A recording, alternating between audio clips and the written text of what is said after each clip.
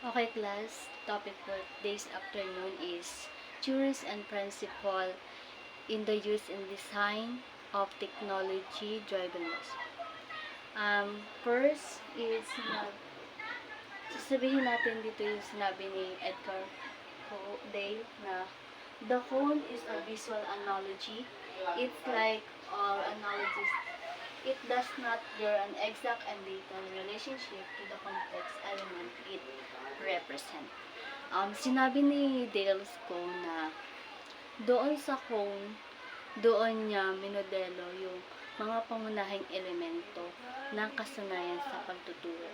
Kumbaga is, yung phone na yon is doon niya sinalaysay what is the purposes of technology in a driving lesson.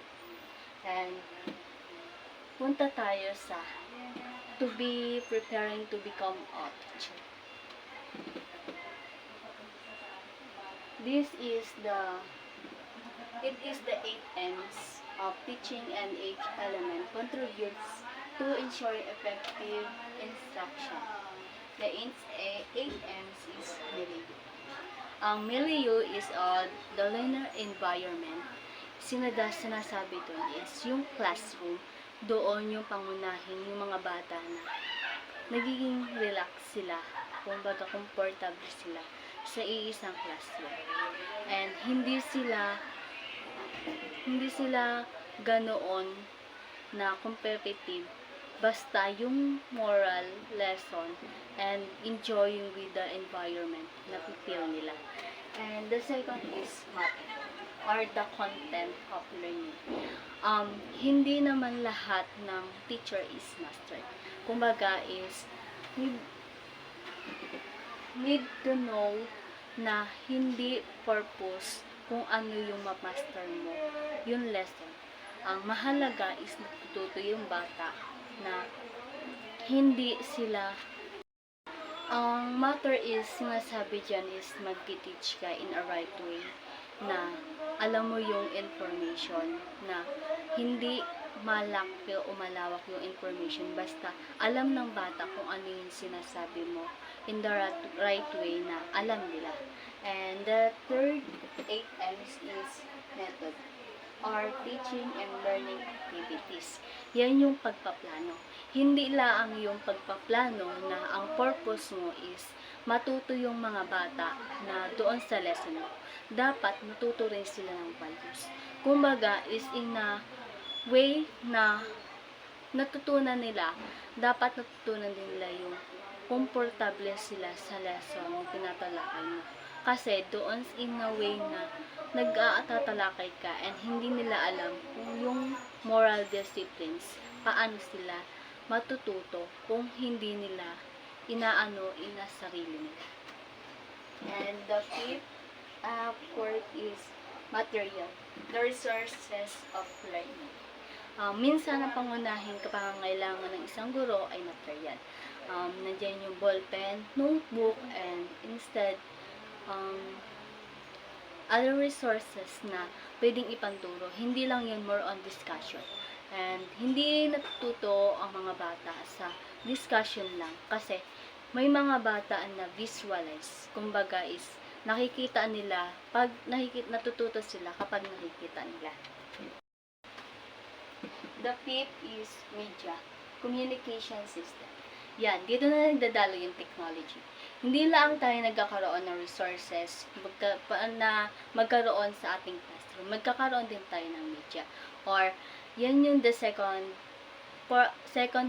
ng teacher. Kasi, naka-visualize man tayo, pero may media din tayo na hindi lang media, into communicate na rin. Kasi, doon bumabase o doon dumadalo yung ating lesson kapag meron tayong media.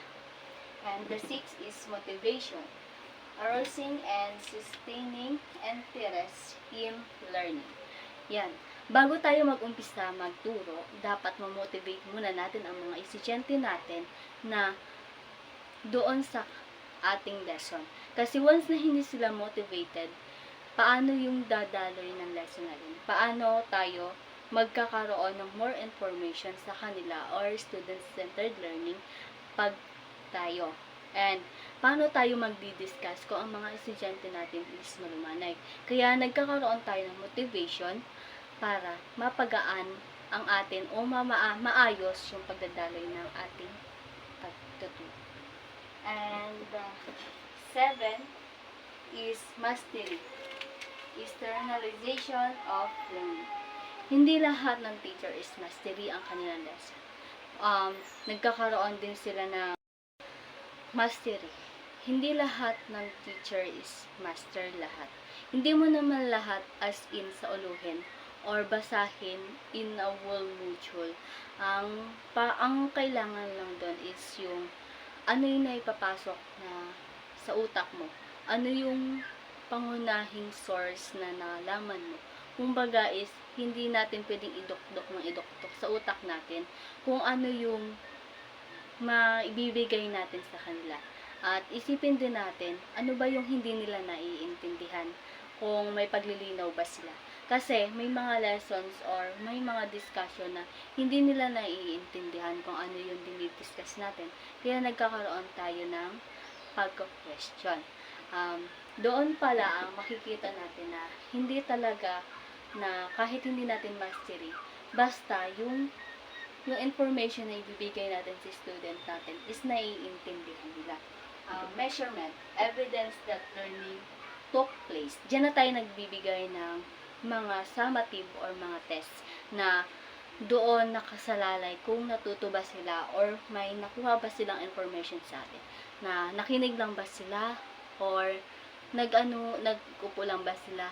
Doon sa test na yun dun babase kung sila ay nakinig, naunawaan nila or natututo sila sa atin. Dadako naman tayo sa phone, details, networks, verbal symbol, visual symbol, recordings, radio, still pictures, motion pictures, educational television, exhibits, study trips, demonstrations, dramatized experiences, contrived experiences, and direct purposeful experiences. So, dumako naman tayo sa the bonds of the Edgar Days. The bonds indulge con experiences. Direct purposeful experiences. This refers to foundation that experiencing learning using the senses, meaningful knowledge, and understanding are established. This is experimental learning where one learns by doing. Ang direct purposeful learning is nakikita. Kumbaga is natututo tayo pag ginagawa. And contrived experiences. It is in this category that representations such as models, miniatures, or mock-ups are used. There are things or events that may be beyond the learner's gaps, and contrived experiences can provide the substitute. The third is dramatized experiences.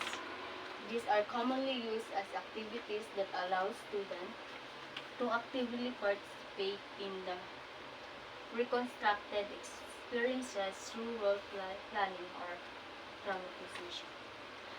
Doon sa dramatization, kumbaga is nagkakaroon tayo ng, doon sa lesson natin, nagkakaroon tayo ng dramatize na kumbaga is yung paglalapat na doon isisingit kung ano yung pwedeng gawin ng estudyante, kung ano yung natutunan nila.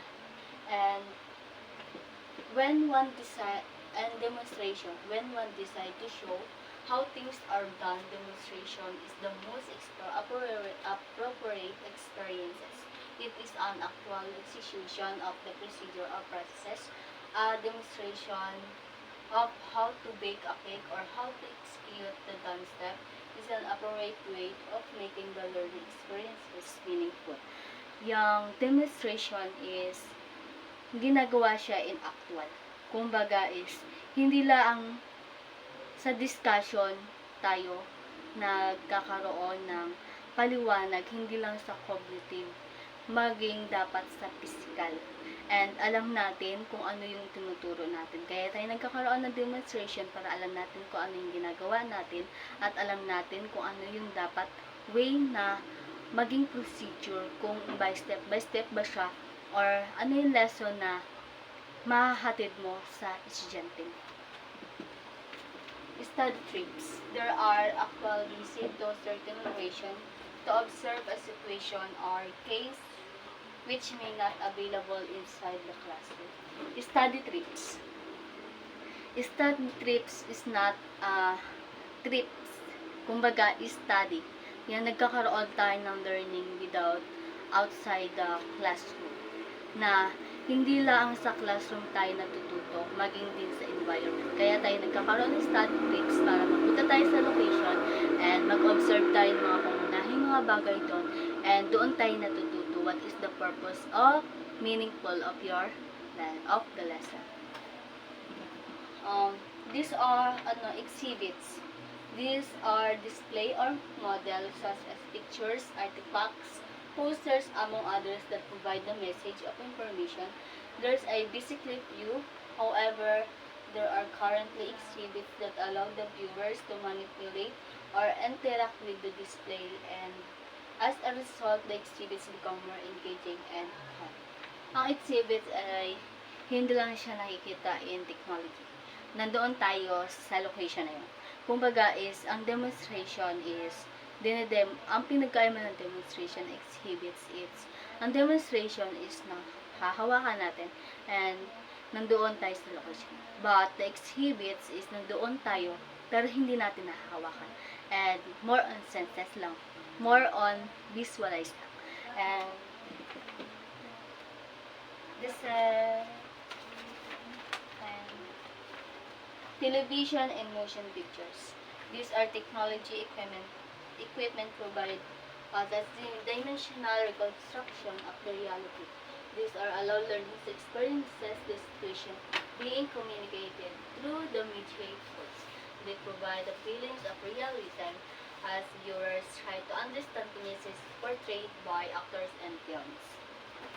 Television and motion pictures. Sinasabi dyan is, you need to be feel and realism. Kumbaga is, hindi lang tayo natututo doon na sa location. You need to be feel what the situation beyond the situation. And still pictures recording radio. Still are pictures or images. Together in this category are the audio recorded materials or information broadcast through the radio. Sa school, makikita natin nagkakaroon tayo ng mga journalism. And doon sa journalism natin, may kakayahan ng mga estudyante na mag-broadcast. It's still the audio recorded or the temporary audio lang. And doon nakikita yung mga pangunahin na alam natin and kaya natin. Visual symbols. These are more abstract representation of the concept of the information. Example of these are information presented through a graph or chart. For example, a process can be presented using a flowchart. Ang visual symbol is yung sinabi na kanina na example is flowchart. Doon sa visual symbol na yun, doon makikita yung lahat ng pangunahing information. Doon nakikita lahat. Hindi man kakaunti yung words, pero this is a detailed word. Kasi kapag naman doon sa chart na yun is kahaba-haba ng mga meaning, ay hindi na natin naiintindihan what is the purpose, what is the hindi natin alam kung ano yung significant na tinutukoy. And the last of the bonds of Edgar Dale is verbal sense. This category appears to be the most abstract because they do not exactly look like the concept or object they represent but are symbols, words, codes, or familiar. Visual symbol and verbal symbol. Ang verbal naman is yan. Alam niyo naman ang verbal. Diba sinasabi? And pinaprially. Iba ang visual sa verbal. And doon sa visual is nakikita natin what is the flow chart or anumang chart na yan. And the verbal is, yun na, sinasalita mo na yung mga pangunahing information na yon. Doon tayo nagkakaroon ng exactly na objekto or konsepto na nire-represent ng ibang modelo. As this the end of the lesson. Bye-bye!